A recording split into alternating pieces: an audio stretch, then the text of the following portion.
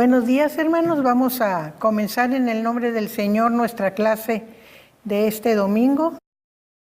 Bien, vamos a continuar nuestro estudio en el libro de Apocalipsis que estamos viendo y vamos a empezar el capítulo 2.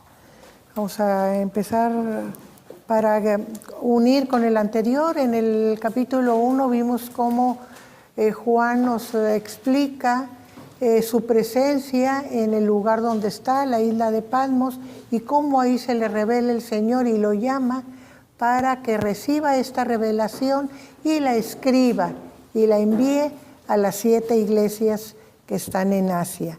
Entonces vamos a empezar en el capítulo 2 a ver estos mensajes a las iglesias.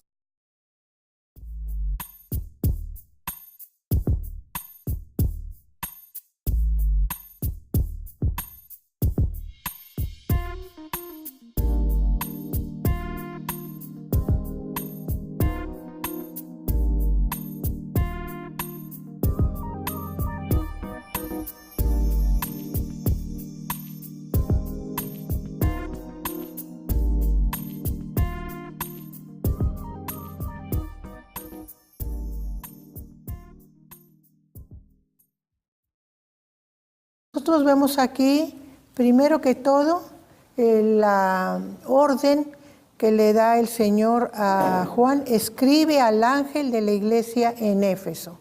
Y ya dijimos que los eruditos interpretan el ángel de las iglesias como la persona que está a cargo. Generalmente es un obispo, ¿verdad?, el que supervisa el trabajo de la iglesia. Para nosotros, obispo es una persona que supervisa un área más amplia, pero en ese tiempo que estaban las congregaciones aisladas, un obispo era el que supervisaba la obra en el lugar, y recordemos que eran muy evangelizadores, así que toda el área alrededor la tenían a cargo también. Entonces, al dirigente de la iglesia, ¿y quién manda esta orden? El que tiene las 7 estrellas en su diestra. Ya nos había explicado que las 7 estrellas son los ángeles de las iglesias. O sea, el Señor está al cuidado de todos los dirigentes de las iglesias y los mantiene en su mano. Eso es una cosa muy hermosa para los que nos dedicamos al ministerio, porque sabemos que siempre estamos en las manos del Señor, ¿verdad? Y que el Señor siempre cuida de nosotros, nos dirige, y solamente si nosotros nos queremos soltar, entonces no estamos bajo su cuidado. Pero esto es hermoso, ¿verdad? Y también sigue diciendo: el que anda en medio de los 7 candeleros de oro dice esto.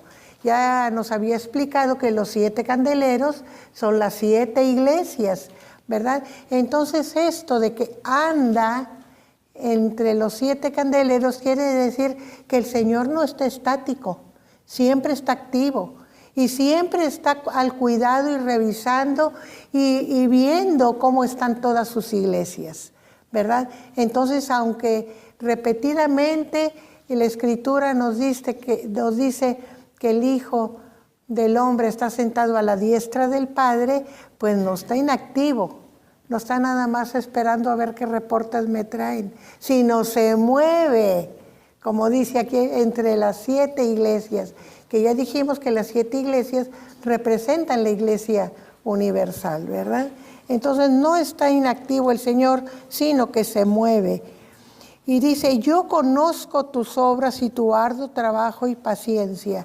Yo conozco. Yo conozco indica que está bien compenetrado del trabajo.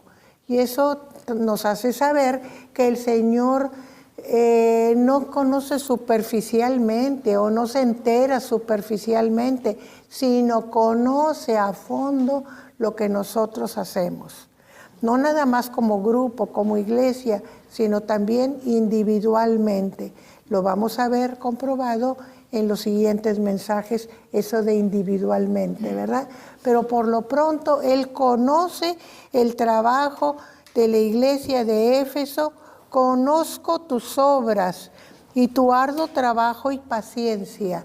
Aquí nos está hablando ya de una dedicación especial de la iglesia de Éfeso al trabajo del Señor, y que no puedes soportar a los malos. O sea, eres muy cuidadoso de no permitir que el mal entre o trate de penetrar en tu iglesia. Y has probado a los que se dicen ser apóstoles y no lo son.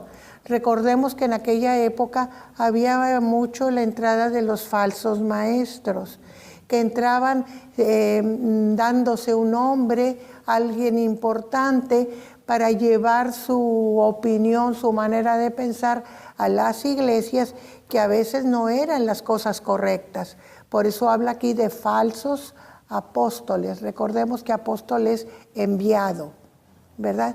Y como muchos venían de Jerusalén, entonces por eso se llamaban apóstoles, ¿verdad? Pero dice que has probado a los que se dicen ser apóstoles y no lo son, y los has hallado mentirosos, o sea, los has desenmascarado.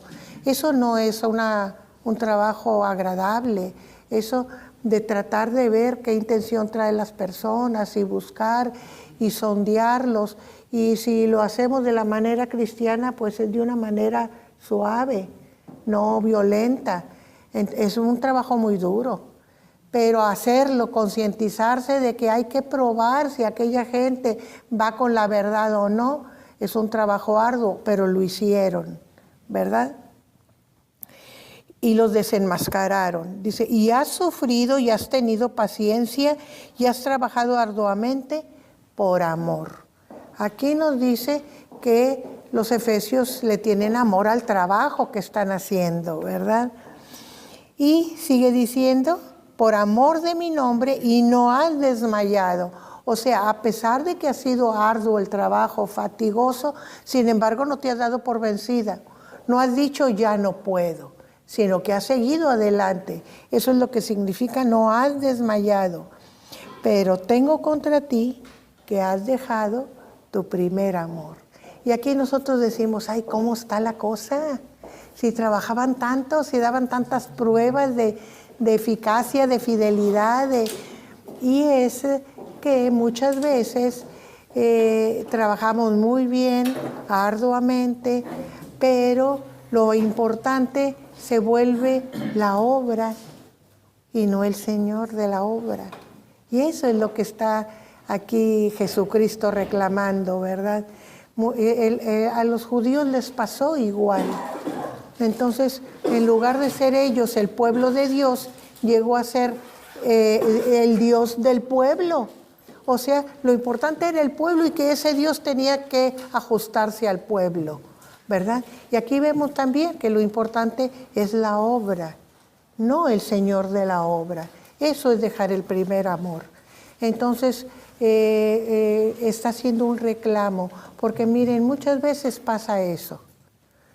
Nos volvemos tan conscientes del trabajo que tenemos que hacer, que lo que se vuelve importante es el trabajo, sacar el trabajo, hacerlo lo mejor posible, que de alguna manera que me vea bien haciendo el trabajo, ¿verdad? Que cumpla, pero se nos olvida para quién lo hacemos. Y eso es importante y es lo que está recalcando aquí en este mensaje. Por eso, aunque trabajaron por amor, pero sin embargo, era amor a la obra, no amor al Señor.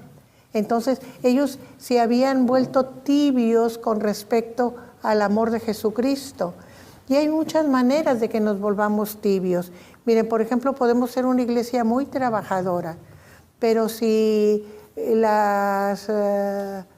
vamos a decir, nuestra actividad social se vuelve más importante que el Señor, estamos dejando el primer amor, aunque trabajemos arduamente.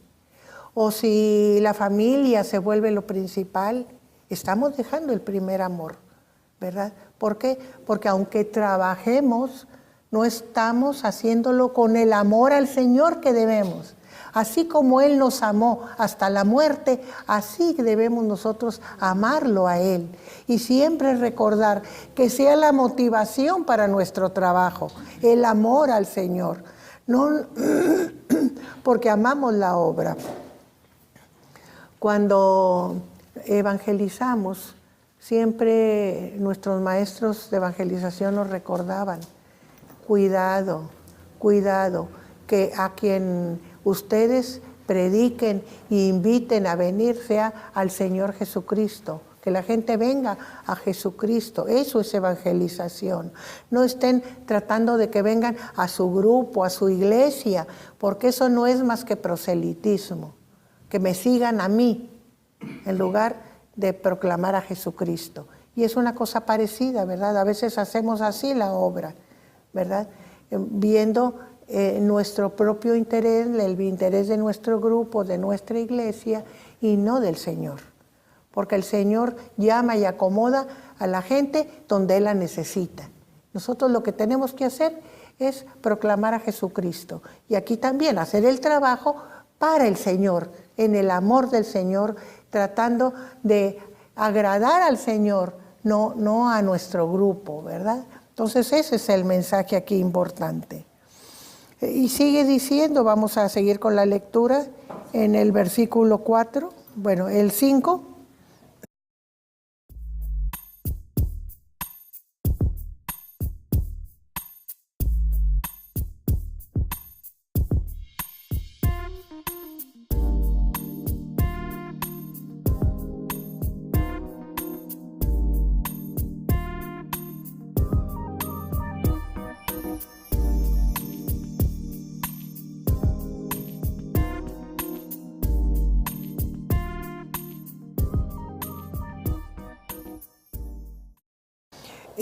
Aquí nosotros vemos cómo el Señor, al mismo tiempo que está llamando la atención, reconoce todo el trabajo que hacemos. Si ustedes se fijan cómo lo va mencionando cosa por cosa, lo que es importante de nuestro trabajo. Entonces, no nada más nos reprende y nos llama la atención, sino reconoce lo bueno que hacemos. Y aquí el Señor actúa con justicia, ¿verdad? Y dice, recuerda por tanto de dónde has caído y arrepiéntete y haz las primeras obras. Y fíjense ustedes, no dice, reclama, ámame, que es la falla que tienen, sino arrepiéntete. O sea, la solución está en el arrepentimiento. No pone el dedo en el error, sino simplemente arrepiéntete. Tú te arrepientes y todo está resuelto. Pero si no te arrepientes, fíjense cómo sigue diciendo, y haz las primeras obras, o sea, las primeras obras que hiciste con amor, ¿verdad? Pues si no, vendré pronto a ti, quitaré tu candelero de su lugar, si no te hubieres arrepentido. O sea, lo principal es arrepentirse. Y eso lo debemos de tener muy, muy presente. Arrepentirse es lo importante que el Señor pide. Y dice, si no, quitaré tu candelero. Recuerden que delante del trono el Señor tenía los 7 candeleros que representaban las 7 iglesias. Y dice, si no te arrepientes, quitaré tu candelero de tu lugar. O sea, ya no estarás en la presencia del Señor. ¿Sí? Entonces, qué importante es esto, ¿verdad? Porque entonces, fíjense, alguien que trabaja tanto, que lo hace tan bien, que se esfuerza, que no desmaya, pero sin embargo, por ese detalle de olvidarnos para quién trabajamos y hacerlo en el amor de Él, como Él nos ama, puede ser nuestra pérdida. Dicen los eruditos que las iglesias que estaban en más peligro, era curioso, la de Éfeso y la de Laodicea. La de Laodicea no tenía ningún mérito, me estoy adelantando, pero así era. Y la de Éfeso tenía muchos méritos, pero estaban en grave peligro, porque tan peligro es ser tibio y estar que sí, que no, como perder el amor al Señor, ¿verdad? Entonces, no es el activismo, no es el mucho trabajo, sino la calidad de ese trabajo. No es la cantidad, sino la calidad de ese trabajo lo importante. Entonces, esto nos sirva de lección para iglesias que somos trabajadoras en uno o en todos los renglones, pero que podamos tener el riesgo de haber perdido el primer amor. Muy bien. Y sigue diciendo, tengo algo bueno, y sigue reconociendo lo bueno, que aborrece las obras de los nicolaítas, las cuales yo también aborrezco. Los nicolaítas era un grupo que se sentían que tenían una cierta, eran muy exuberantes en su adoración, pero mezclaban su espiritualidad muy notoria con una actuación moral permisiva, ¿verdad? Entonces eso, quitaba todo el mérito. Y también era un peligro para la iglesia, porque iba así minando la moral de la iglesia. Muchos eruditos dicen que, porque aquí va a hablar de la doctrina que mete la enseñanza de Balaam y la doctrina de Balaam, dicen que es lo mismo, que de alguna manera los nicolaítas y la doctrina de Balaam era lo mismo, porque Balaam, si ustedes recuerdan del Antiguo Testamento, como no podía decir que atacaran o que guerrearan contra los hebreos porque Dios lo prohibía, pero sí les puso obstáculos a los israelitas para destruirlos. Entonces, ¿cuál fue? Invitarlos, ser muy sociables, invitarlos a sus fiestas, en donde sacrificaban a los ídolos y tenían banquete con la carne sacrificada a los ídolos, y luego tenían una gran bacanal, ¿verdad?, con lujuria y sexo y todo. Y de esa manera perdían al pueblo de Israel, ¿verdad?, sin pelear por el lado débil, no con los guerreros, con las mujeres, ¿verdad? Entonces, y Baal, recuerden que Baal significa Señor, y Am en hebreo significa pueblo, o sea, el Señor del pueblo. Y Nicolás, Nico significa el vencedor, el conquistador, y Laos en griego es pueblo, ¿verdad? Entonces, es también aquí el conquistador, el vencedor, el Señor del pueblo. O sea, que en realidad está pasando del hebreo al griego, pero es el mismo concepto y nosotros lo vamos a encontrar. En realidad los eruditos no han encontrado una definición precisa de lo que era el nicolaísmo. Lo imaginan, lo saben, lo intuyen, pero no hay algo que te diga exactamente qué era. Pero viendo las raíces de las dos palabras, ellos piensan que por eso son tan parecidos estos problemas, y generalmente los mencionan juntos, a veces separados, pero muchas veces juntos, ¿verdad? Entonces ya con esa explicación nos damos una idea de lo que era esto de los nicolaítas, la enseñanza de los nicolaítas, que el Señor aborrecía y que también la iglesia de Éfeso aborrecía, que es una corrupción de las costumbres, pero con una expresión como que soy muy piadoso, como dice Pablo acá en el Nuevo Testamento, que hacen gala de la piedad, pero no tienen confianza en la eficacia de ella, ¿verdad? O sea, que sí la tengo, pero no me sirve de nada, ¿verdad? O sea, nada más de cara, de apariencia tienen piedad. Y así eran estos, muy espirituales, pero de apariencia. El que tenga oído para oír, oiga lo que el Espíritu dice a las iglesias. Esto aquí está en forma personal. El que tenga, ya no está la iglesia, sino es en forma personal a los individuos. Que quiere decir que el mensaje para la iglesia es para cada uno de nosotros, que lo debemos observar no solo como grupo, sino como cada quien como individuo. Y dice, al que venciere, y aquí también está en forma personal, le daré de comer del árbol de la vida, el cual está en medio del paraíso de Dios. Y aquí el árbol de la vida pues representa la vida eterna.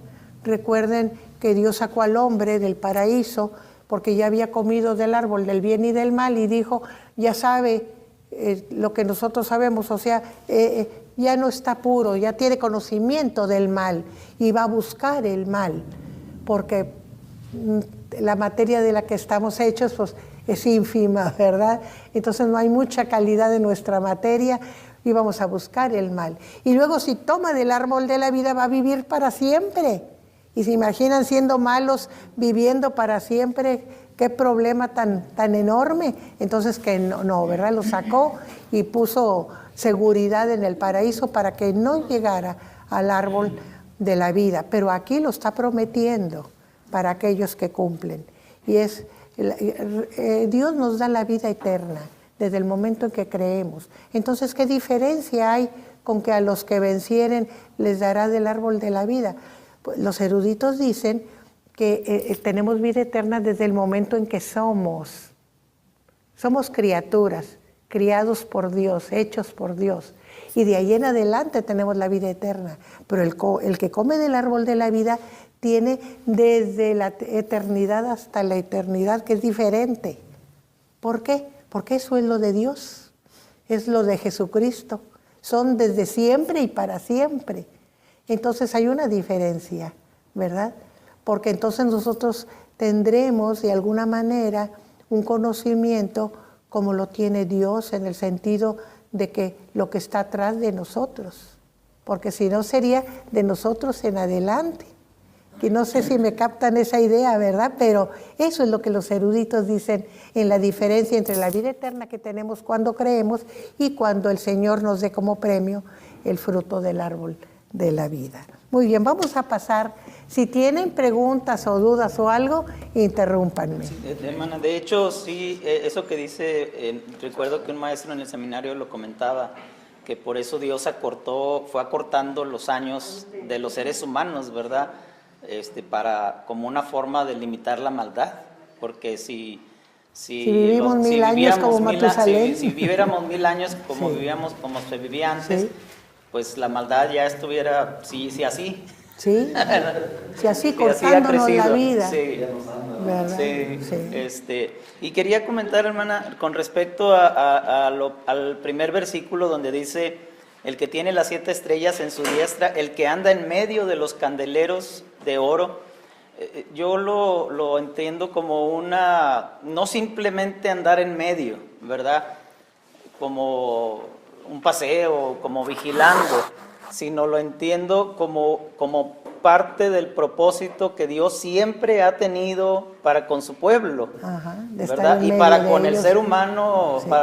para con sus seguidores en lo particular. Dios siempre ha querido ocupar el centro de nuestra vida y el centro de la iglesia, ¿verdad? Aquí habla de los 7 candeleros como una representación de la iglesia en su totalidad y a Cristo, ¿verdad? Como el centro de esa iglesia, que la iglesia gire alrededor de ese centro.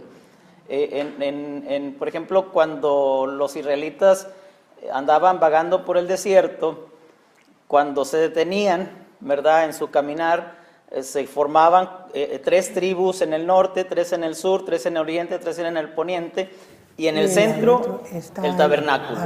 ¿Qué representaba el tabernáculo? La presencia de Dios. Dios en medio de su pueblo. Sí. Entonces, sí, está exactamente Dios en medio de su pueblo. Ese ha sido siempre el deseo de Dios. Sí, y el hecho de que aquí esté en medio, el que anda en medio de los candeleros, no es un simple andar, sino es el deseo de Dios de siempre estar en el centro. Él está siempre en medio de su pueblo, pero la idea aquí al decir que anda es que no está inactivo, ¿verdad? Sino que está activo, que está haciendo su trabajo, ¿verdad? Pero siempre en medio de su pueblo, ¿verdad? Ya lo vimos desde el Antiguo Testamento y sigue hasta el fin de la historia, Él estará en medio de su pueblo. Yo estaré con vosotros. De hecho, creo que es a la única iglesia que le dice esto, que anda en medio de los 7 candeleros, y va en contexto con lo que le recrimina a la iglesia, a esa iglesia, ¿verdad? Que conoce su arduo trabajo, ¿verdad?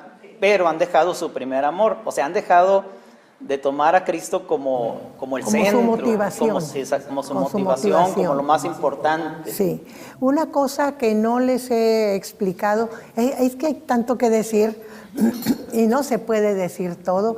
Si los que ya hemos estado en seminario, sabemos que este libro es para todo un semestre, ¿verdad? Así que verlo en unas pocas clases, pues no es tan fácil, ¿verdad? Y se explica entre un grupo de 30 o 20 o 15 alumnos que todos aportan trabajo. Entonces, no se puede decir todo, pero tratamos de dar la idea más completa de lo que el libro nos transmite. Ahora, otra cosa que no les he dicho es que la forma como se presenta al Señor a cada iglesia es según su necesidad, ¿verdad? Por ejemplo, aquí, cuando dice el que anda en medio de los 7 candeleros, es decirle, si yo estoy en medio de ti, ¿por qué me has dejado? O sea, va de acuerdo a la necesidad, y eso lo vamos a ver en cada una de las iglesias. Cómo se presenta el Señor es por la necesidad que tiene la iglesia. Muy bien, vamos a seguir adelante con el versículo 8. Hermana, yo quisiera nada más apuntar que sí es bueno que al término de cada iglesia, del análisis de cada iglesia, meditemos en nuestra vida y en nuestra iglesia, de verdad, si ¿qué de esto el Señor nos dice está a hablando nosotros? a nosotros? Exactamente, Sí, para claro, corregirlo. para corregirlo, sí. Muy bien. Hermana, incluso por lo que comenta el pastor, yo estaba pensando ahorita, si ya que veamos las 7, podemos hacer una tabla, una matriz, donde aparezca cada columna de las iglesias, porque estaba pensando en eso precisamente, y teniendo toda la visión, al final ver con cuál uno se identifica más, ¿verdad? Sí. De las 7, y ya quizá no hablar tanto de la iglesia, porque eso es más, ya es un cuerpo, pero uno, por lo menos en lo personal, puede uno decir, si no me identifico al 100, decir, pues, por aquí mi ando. perfil anda por aquí. Sí. Pero teniendo como la visión de todo. De todo, sí. Porque yo lo no. que veo aquí en esta persona, antes de ver todo lo demás, de Éfeso, pues es la clásica iglesia religiosa. O sea es sí, cuando uno saca a Jesucristo como compañía personal en su vida, pues te queda la religión. No más, sí. No más la práctica. La pura práctica. La práctica, un culto. Pero como eran los israelitas, aborrezco sus sacrificios, aborrezco sus... ¿Por qué? Porque no estaba el Señor ahí. En la vida, en la forma de vivir no estaba, nomás estaba en la apariencia de las prácticas religiosas. Sí, muy bien, seguimos con la lectura, gracias por las aportaciones.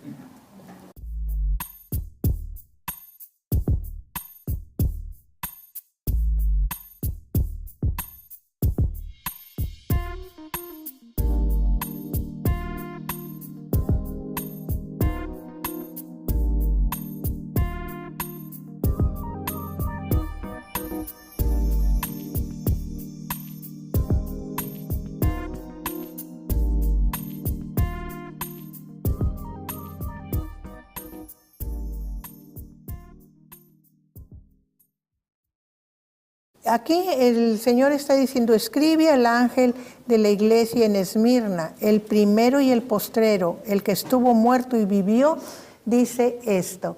Empieza el Señor diciéndoles, tengan la seguridad de la vida que yo les ofrezco. Yo soy su ejemplo, yo estuve muerto y vivo. Y es lo que la iglesia necesitaba. Les digo, según la necesidad de cada iglesia, así se presenta el Señor. ¿Por qué lo necesitaba la iglesia? Dice, yo conozco tus obras y tu tribulación y tu pobreza, pero eres rico. Y aquí nosotros vemos cómo yo conozco tus obras. ¿Qué hizo con Éfeso? Describió todas las obras. Aquí no describe ninguna obra, nada más conozco tus obras. Y sigue, y tu tribulación y tu pobreza. O sea, era una iglesia que sufría, era una iglesia que estaba en opresión, en persecución, en dolor, y aparte todo eso le provocaba pobreza. Y voy a decirles una cosa, no hemos tratado lo que son las iglesias en sí. Todas estas iglesias son iglesias importantes, porque las ciudades donde están son importantes. Están en una ruta que era la ruta romana. Entonces,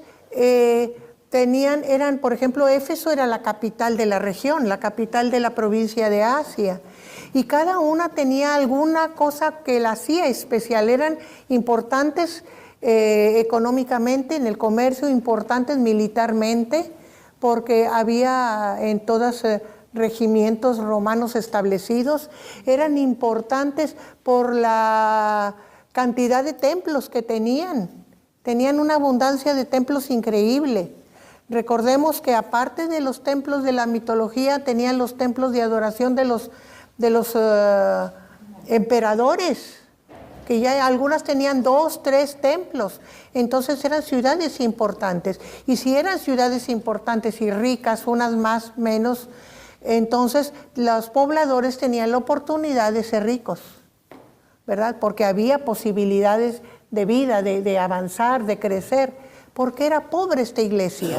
Pues ¿por qué? Pues porque no se hacía al medio, no se dejaba permear por el medio. Y si no te dejas permear, entonces eres perseguido, eres apartado, eres hecho a un lado. Por eso era pobre. Pero ¿qué le dice el Señor? Eres pobre, hay pobreza en ti, pero eres rica. O sea, eres pobre para los demás económicamente, pero eres rica para mí. Tienes la riqueza espiritual. Eso es lo que el Señor les está diciendo a esta iglesia. Y si se fijan, el mensaje es bien chiquito.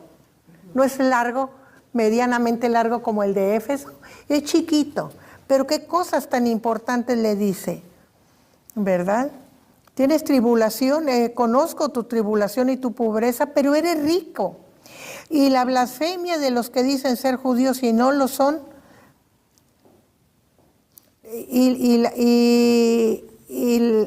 sino que son sinagoga de Satanás. O sea, yo conozco eso también, que tú tienes esa tribulación, de que tienes la presión de los que ¿cuáles son los que se dicen ser judíos y no lo son? Recuerden que el judío, en su afán de perjudicar al cristiano y de oprimirlo y destruirlo, se aliaba con el gobierno romano. Iban y se quejaban con el gobierno, se aliaban con el gobierno para acabar con los núcleos cristianos. Entonces, no son verdaderos judíos, porque el judío, ¿qué hacía? Se apartaba del extranjero que era idólatra, no se relacionaba con él, y estos se relacionaban para perjudicar. Es algo que hasta la fecha vemos mal. Yo ya les he platicado en un concilio de mujeres que hubo en la India hace algunos años, que la Iglesia Católica se unió con los musulmanes para ganar y votar cierto punto que no les gustaba acerca de las mujeres. ¿Y qué tiene que ver el Islam con el cristianismo? Díganme. Pero somos capaces de hacer eso por tal de perjudicar, cuando no nos parece. Entonces es lo mismo que vemos aquí, ¿verdad? El judío se aliaba con el romano para perjudicar. Por eso dice que no son judíos, son sinagoga de Satanás, porque se están dejando mover por el mal para hacer el mal, ¿verdad? Entonces, y ellos fueron capaces de sacarse de eso, aunque estuvieran en la vil miseria. No les importaba, pero por tal de mantenerse unidos al Señor, ¿verdad? Y dice, no temas en nada lo que vas a padecer. Fíjense cómo aquello de que el que murió pero que vive es importante para ellos. No temas, yo vivo, estuve muerto y vivo. No temas lo que vas a padecer. He aquí el diablo echará a algunos de vosotros en la cárcel para que sean probados. O sea, cuando venga eso, no te asustes. Va a venir. pero ten confianza. Y tendréis tribulación por 10 días. Estos 10 días quiere decir, no es por mucho tiempo. Algunos dicen que la persecución duró 10 años, en general la fuerte, ¿verdad? Y que la más terrible fue la de Diocleciano, que es la época que están sufriendo. Y algunos lo relacionan con 10 persecuciones fuertes que hubo. Pero en realidad el término 10 días simplemente dice es un periodo corto, ¿verdad? Un periodo corto vas a sufrir, pero no temas, ¿verdad? No temas, sé fiel hasta la muerte y yo te daré la corona de la vida. O sea, tendrás tu distinción especial. No nada más la vida, sino la corona de la vida. O sea, vas a ser diferente de los demás. Dicen los eruditos que para la iglesia de Esmirna esto era especial porque en el lugar había un monte en donde se habían edificado templos y edificios muy notorios. Entonces se veía como si fuera una corona de la ciudad. Entonces, para que ellos tuvieran una idea física de lo que el Señor les estaba diciendo, menciona lo de corona. Porque aquella montaña, aquella llena de hermosos edificios, se le llamaba corona de Esmirna. Entonces, así como se ve bello y así como se distingue desde lejos y tanto, así serás distinguido tú, ¿verdad? Eso es lo que los eruditos identifican, la importancia de mencionar corona, ¿verdad? La corona te daré, la corona de la vida. Y luego sigue diciendo, el que tiene oídos para oír, oiga lo que el Espíritu dice a las iglesias.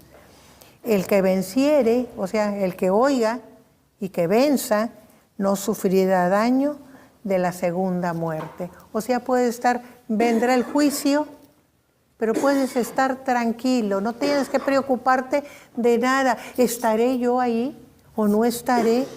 A lo mejor tengo alguna falta de la que no me he percatado, que no tengo conciencia y puedo caer en el juicio de la ira de Dios. Ellos no tenían que tener ningún pendiente, podían estar bien tranquilos porque tenían toda la seguridad de parte de Dios. Y fíjense, no habla de que hicieran muchas obras, posiblemente ni oportunidad tenían, pero tenían un corazón limpio, un corazón puro, un corazón dedicado al Señor. Y si eso los mantenía pobres y limitados, no les importaba. Entonces, qué importante es eso, conservar siempre la presencia del Señor en nuestra vida como personas y como iglesia, ¿verdad? Que Él siempre, como dijo el pastor, sea nuestro centro. Bien, seguimos con... Sí. Estaba analizando lo que son llamarle las características virtuosas de cada iglesia. Y yo creo que aquí hay que tener cuidado con el versículo 9, que dice, yo conozco tus obras y tu tribulación y tu pobreza. Entonces pudiera dar la impresión como si se estuviese preconizando la pobreza, ¿no? Sí. O sea, eres pobre, que por mucho tiempo... Sí, mucha en gente México, pensó, sí, en México y que yo creo que en otra parte del mundo, bienaventurados. que si hay pobreza física, ya llevas un pedacito de cielo ganado, ¿no? Ahí le llevas. Entonces, y yo creo que estoy tratando de entender por qué habla ahí, porque, por ejemplo, cuando estamos hablando de Éfeso, ahí sí habla de qué obras, dice, arduo trabajo y paciencia, y que no soporta los malos. Pero acá, y que pues todo ello es importante, pero acá habla de pobreza. Entonces, me da la impresión que habla de pobreza para ensalzar las obras, porque es más fácil hacer obras cuando tienes recursos. Y cuando tienes limitación de recursos, hacer obras se vuelve más complicado. Entonces, como me da la impresión como que está diciendo, tus obras que tienen un valor superior considerando tu capacidad económica, pero no que esté preconizando la pobreza. No, de ninguna manera. En toda la Escritura vamos a encontrar eso, ¿verdad? La pobreza no es ningún mérito delante de Dios, ¿verdad? Sí tiene valor cuando somos capaces de sufrirla pacientemente, esperando en el Señor la respuesta. es diferente, pero no es ningún mérito, ¿verdad? Miren, de hecho, el ser salvos por gracia tiene que ver con eso, porque si es por obras, pues como decía Aarón, el que tiene mucho dinero hace muchas obras, y el pobre, entonces el pobre no podría salvarse, porque no tiene con qué hacer lo que hace el rico. Entonces por eso es por gracia, porque no depende de lo que tengas, ¿verdad? Sino depende del reconocimiento y el sacrificio de Cristo para bien tuyo, ¿verdad? Entonces por eso es por gracia, no por obras. Y entonces aquí vemos cómo la pobreza, no está preconizando, como dice Aarón, la pobreza como un mérito, no, para nada, sino le reconoce que a pesar de la pobreza, porque la pobreza puede ser un elemento que también nos aleje de Dios. ¿Qué dice por allí el Antiguo Testamento? No me hagas tan rico que me olvide de ti, ni tan pobre que te maldiga. O sea, Señor, manténme en un estado digno nada más, ¿verdad? Pero sí, ese es el peligro de la pobreza, que reniegues del Señor. Pero esta iglesia, a pesar de su pobreza, estaba unida al Señor y hacía todo lo que podía, pero sobre todo no dejaba el amor del Señor. Y ese es el mérito. Por eso de obras no habla, más que habla de sus dificultades. No habla de lo que hace bien, sino de sus dificultades, ¿verdad? Muy bien, entonces seguimos con el mensaje a Pérgamo. Es el versículo 12.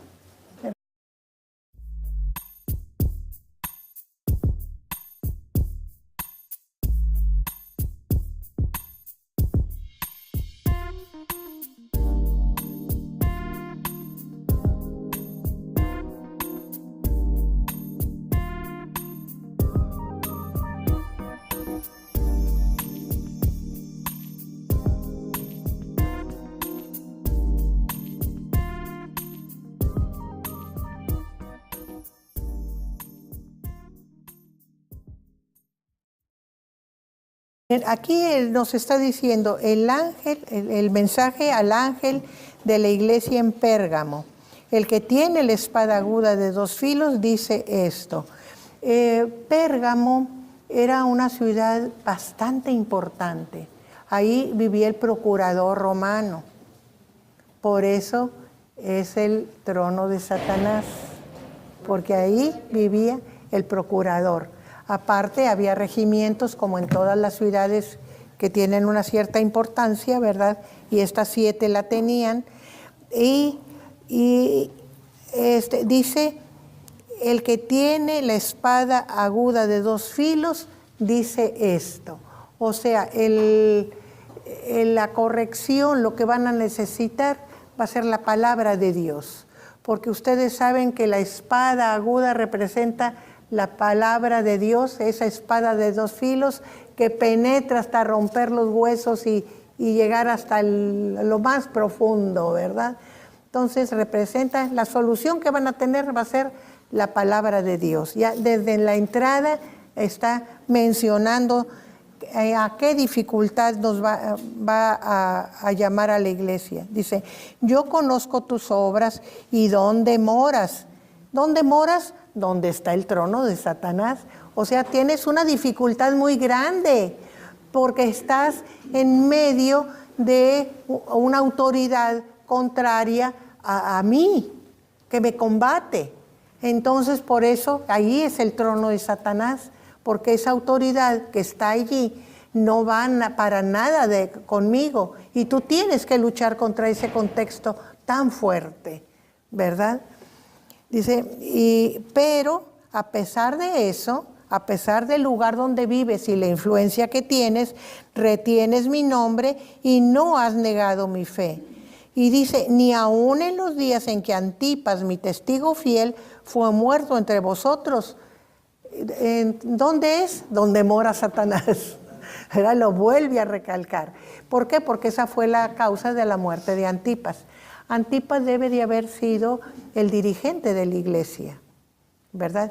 Antipas es una reducción de antipater o antípatra, ¿verdad? Que quiere decir igual que el Padre. Ahí no es contra, sino igual que el Padre. Significa, si lo traducimos del griego.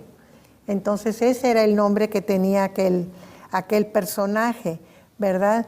Y algo muy característico y muy importante es que Jesucristo le llama mi testigo fiel. Y si nosotros recordamos en la presentación en el capítulo 1, presentaba al que estaba en frente del trono, que el que estaba en medio del trono como el Cordero, mi testigo fiel. O sea, de la misma forma que el capítulo 1 define a Jesucristo, Jesucristo define aquí a Antipas, mi testigo fiel. O sea, lo está comparando como si fuera igual a él. ¿Qué quiere decir? Que era un personaje especialísimo, ¿verdad? Este Antipas. Y este Antipas era de esa iglesia. Y la iglesia no cedió a pesar de la muerte de su dirigente, ¿verdad?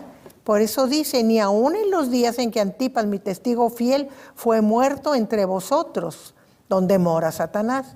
Pero tengo unas pocas cosas contra ti, unas pocas cosas. No dice cosas insignificantes o que no tienen importancia, sino nada más pocas.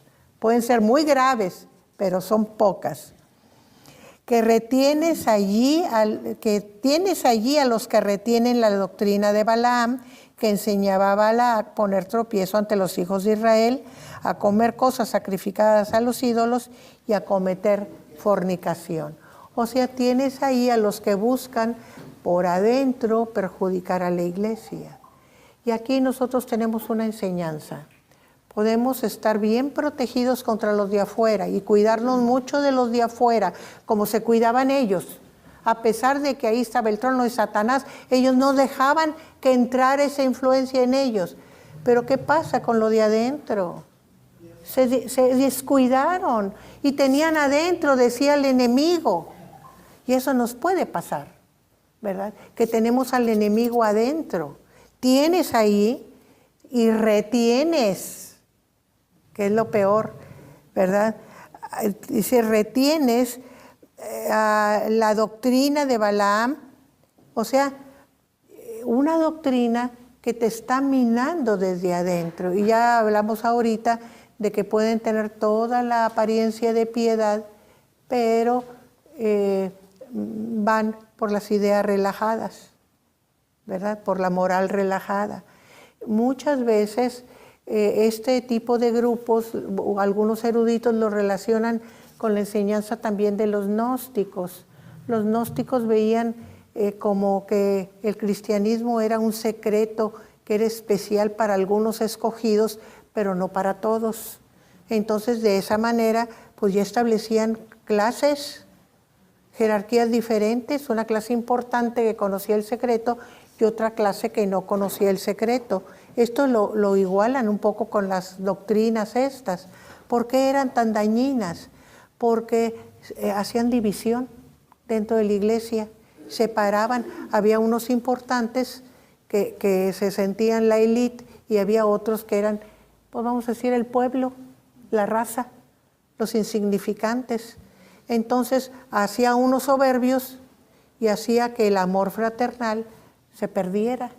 ¿Por qué? Porque los soberbios no veían igual a los otros. Entonces por eso era tan peligroso e importante quitar este tipo de doctrinas del medio de la iglesia, ¿verdad?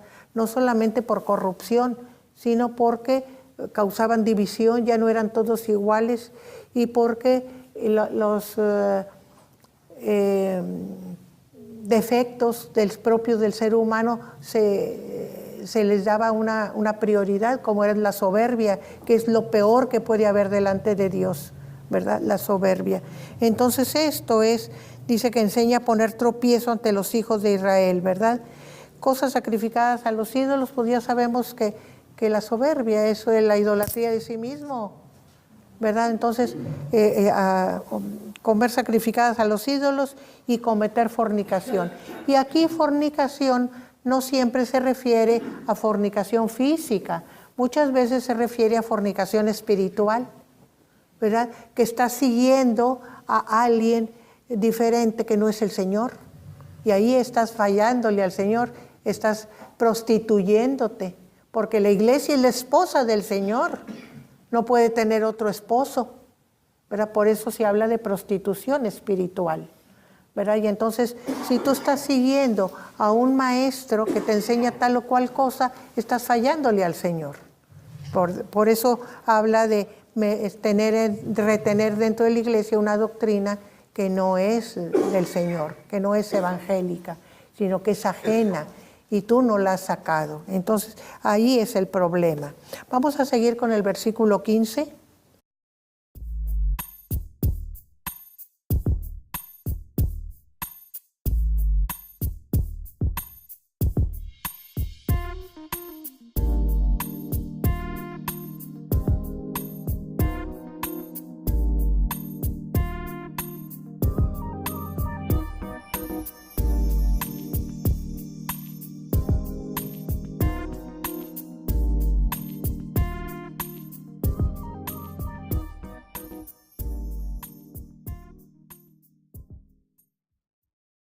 Entonces nosotros vemos que también vuelve a mencionar aquí, hace mención de las dos formas, ¿verdad? Tanto de la doctrina de Balaam como también los que retienen la doctrina de los nicolaitas. Y ya les decía que para algunos eruditos es lo mismo. Para otros hay una cierta diferencia en cuanto al tipo de enseñanza, ¿verdad? Que si es yéndose hacia el lado pagano o si es yéndose hacia los problemas dentro de la iglesia como la división, ¿verdad? Pero así podemos entender a qué se refiere, ¿verdad? Cuando menciona los dos tipos de problemas presentes en la iglesia. Y la recomendación es la misma, por lo tanto, arrepiéntete. Y seguimos insistiendo, no le reclama vamos a decir, la mala obra, sino simplemente arrepiéntete, lo que sea, pero arrepiéntete. Es lo básico, lo primordial. Si no, vendré a ti pronto y pelearé ¿cómo? Contra ellos con la espada de mi boca. Por eso les digo que la forma como se presenta Jesucristo va a ser la solución que les va a dar. Entonces, con mi palabra voy a pelear contra todas esas enseñanzas falsas, esos falsos maestros que tú estás permitiendo adentro de tu grupo, ¿verdad? Sácalos y arrepiéntete de haber permitido que estuvieran ahí. Y entonces dice, el que tiene oído para oír, oiga lo que el Espíritu dice a las iglesias. Al que venciere le daré de comer del maná escondido. ¿Qué era el maná? Era la comida venida del cielo. ¿Y qué dice Jesús ahí en Juan 6? Yo soy el maná que cayó del cielo, el verdadero maná que vino del cielo. Entonces, tendrán a Jesucristo en ustedes mismos, es lo que les está diciendo. O sea, con mi palabra ustedes me tendrán a mí. Por eso con mi palabra voy a corregir todo esto. Y el premio es ese, ¿verdad? Recibirán el maná escondido y les daré una piedrecita blanca y en la piedrecita un nombre nuevo. O sea, nosotros nos podemos sentir muy orgullosos de nuestro nombre, pero el realmente importante es el que el Señor nos dé. Bienvenido mi hijo, ¿verdad? Bienvenido mi hermano, porque somos hermanos. Ese será el nombre. Pero para que nadie nos los usurpe, nos los va a dar escrito personalmente a cada uno y solamente el que lo recibe sabe y responderá a ese nombre que ya está escrito en el libro de la vida. Este es mi nombre y yo estoy ahí escrito, ¿verdad? Entonces es una seguridad que el Señor da para todos aquellos que observan su palabra y la siguen. Vamos a seguir con el último de este capítulo, el mensaje a Tiatira. Hermana, yo estaba batallando aquí para entender cómo es posible que coexista en una sola persona lo que es tener el trono de Satanás y además no negar la fe de Jesucristo. Pero bueno, esto es un mensaje a la iglesia, es decir, no es en sí la misma persona, sino que en la iglesia en esta iglesia había personas que retienen el nombre de Jesucristo, pero el problema, como usted dice, es que convivían con otras personas, se le dejaban que entraran, no sé hasta qué grado de ministración dentro del templo. En todas las disciplinas en las diferentes en que elaboramos cada uno de nosotros, hay estándares de desempeño. Entonces, el principal, entrando a cualquier trabajo te dicen pues llegar temprano, ¿verdad? Es un estándar de desempeño, pues hay metas. Y el reto que tienen los pastores es bastante complicado, o sea, como líderes de nuestras iglesias, porque lamentablemente se mide como un criterio de desempeño el número de gente dentro de la iglesia. Y eso es complicado para un pastor, porque si la iglesia tiene 1000, es diferente que si tiene 100, y a veces se ve como un estándar de éxito ministerial o espiritual, que la iglesia tenga 1000 gentes. Y no, si un pastor le entrega una iglesia de 1000 gentes y se convierte en 50, se ve mal el pastor. Entonces hay una presión muy grande sobre el hombre de Dios, y yo creo que aquí de alguna manera se vive, porque habla de Antípatas, ¿verdad? Sí, Antípater. Antipas. Sí. Antipas. Que él era testigo fiel, o sea, sí era fiel, y seguramente tenía también un grupo que era fiel, pero el tema es que no sacó a esas personas, sino que las involucró. Y hoy he visto que muchas congregaciones tenemos, y la gente, tenemos como estándar el número de gente. A mí a veces me invita, oye, visítanos a nuestra iglesia, fíjate que ya somos 1500. Hay como una atracción por ir a los grandes grupos y no a los pequeños. Si se tiene un pequeño grupo, es símbolo o es manifestación como de fracaso, o que no está Dios. Y Dios no mide así. O sea, Jesucristo está diciendo, sácalos. Y entonces, sí, digo, ya con esto termino, es un reto para un ministro, digo, uno no, porque no toma esas decisiones necesariamente, pero para el hombre que está liderando una congregación, y la responsabilidad que tiene es enorme. Sí. Quiero hacerles notar de esta carta que pasamos una cosa muy importante. Cuando la leemos y no tenemos un contexto claro, pensamos que el trono de Satanás está dentro de la iglesia. Es lo primero que pensamos. Oye, estás donde mora Satanás, donde está el trono de Satanás. Entonces pensamos, pues el trono de Satanás está dentro de la iglesia, ¿verdad? Esa es una idea que se viene, muy común. Y mucha gente lee esta carta así, pero qué importante es conocer el contexto, que está rodeado por esa influencia de que en el lugar, en la ciudad que estamos tratando, está el trono de Satanás, ¿verdad? Voy a devolverme un poquito para hablar un poquito de las ciudades. Miren, por ejemplo, Pérgamo. Voy a devolverme a Pérgamo. Pérgamo era una ciudad desde antiguo muy importante. Aquel rey mitológico Craso, que era de una riqueza fabulosa, fue rey de Pérgamo, fue el iniciador. Y luego lo conquistaron los persas, y siguió siendo una ciudad importante, pero era de los persas. Y luego cuando viene Filipo y Alejandro, los griegos la conquistan. Pero seguía siendo una ciudad importante, tan importante que, por ejemplo, la palabra pergamino viene de Pérgamo. ¿Por qué? Porque en Pérgamo había una biblioteca que era semejante a la de Alejandría. Tenía unos eruditos dicen que 200,000 y otros 250,000 pergaminos en su biblioteca. Imagínense, para aquella época. Y ellos fueron los que cambiaron el papiro por el pergamino. Por eso las pieles que usaban para escribir tomaron el nombre de pergaminos, ¿verdad? Eso para que vean la importancia de las ciudades, ¿verdad?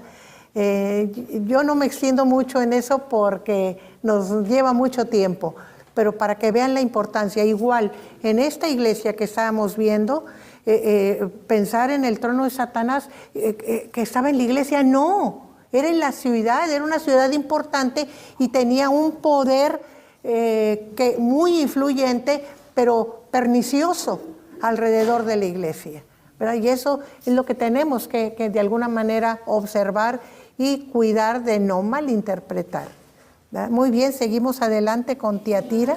Sí. En la versión que traigo, sí dice específicamente, estás. Ajá. Yo sé que vives en la ciudad donde Satanás tiene su trono. Ándele, sí. Entonces eso ayuda mucho a lo Sí, que está a comentando. entenderlo, A sí. comprenderlo mejor. Sí, Así gracias, hermana. Sí. Allá es la hora. Ay, nos faltó una. Bueno.